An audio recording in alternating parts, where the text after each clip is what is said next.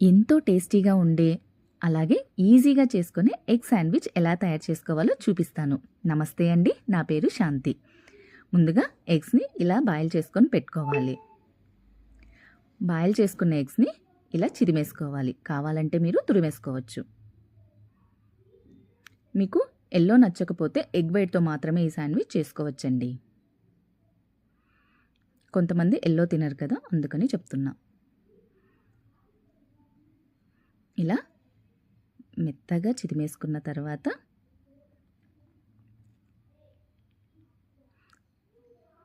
ఇప్పుడు ఇందులోకి కొంచెం టమోటా సాస్ వేసుకోవాలి. అలాగే కొద్దిగా మైనీస్,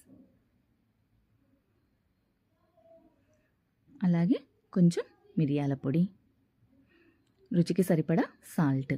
మీరు ఎగ్స్ని ఉడకబెట్టుకున్నప్పుడు సాల్ట్ వేసుకున్నట్టయితే ఇప్పుడు కొద్దిగా తక్కువ వేసుకోండి. అలాగే ఆరిగానో, రెడ్ చిల్లీ సాస్, కొద్దిగా ఉల్లిపాయలు, అలాగే కొత్తిమీర, కొద్దిగా జీలకర్ర పొడి వేసుకోవాలి. ఇప్పుడు దీన్ని బాగా కలిపేసుకుందాం. కొద్దిగా చీజ్ని ఇలా తురిమేసుకోవాలి. మీ దగ్గర చీజ్ లేకపోతే అవసరం లేదండి, చీజ్ వేసుకుంటే టేస్ట్ బాగుంటుంది. ఇలా మొత్తం కలిపేసుకోవాలి. ఇలా ఇప్పుడు బ్రెడ్ స్లైసెస్ని తీసుకోవాలి.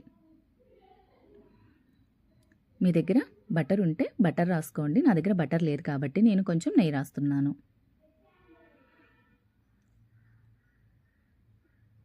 ఇలా అన్నింటికి నెయ్యి రాసేసుకొని పెట్టుకోవాలి. ఇప్పుడు దీనికి ఎగ్ మిశ్రమంని అప్లై చేయాలి.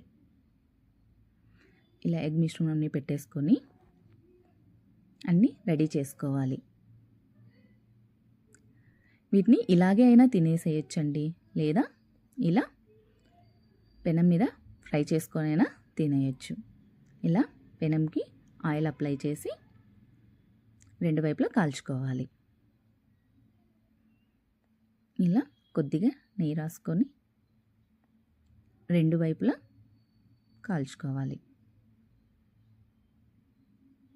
మీ దగ్గర ఓవెన్ ఉంటే ఓవెన్లో అయినా చేసుకోవచ్చండి, లేదా శాండ్విచ్ మేకర్ ఉంటుంది కదా, దాంతో అయినా చేసుకోవచ్చు. అంతేనండి, ఎగ్ శాండ్విచ్ రెడీ అయిపోయింది. మీకు నచ్చిన షేప్లో కట్ చేసుకొని తినేయచ్చు.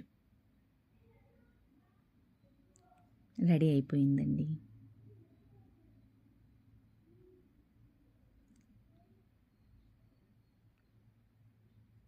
చూసారా ఎంత బాగా వచ్చిందో.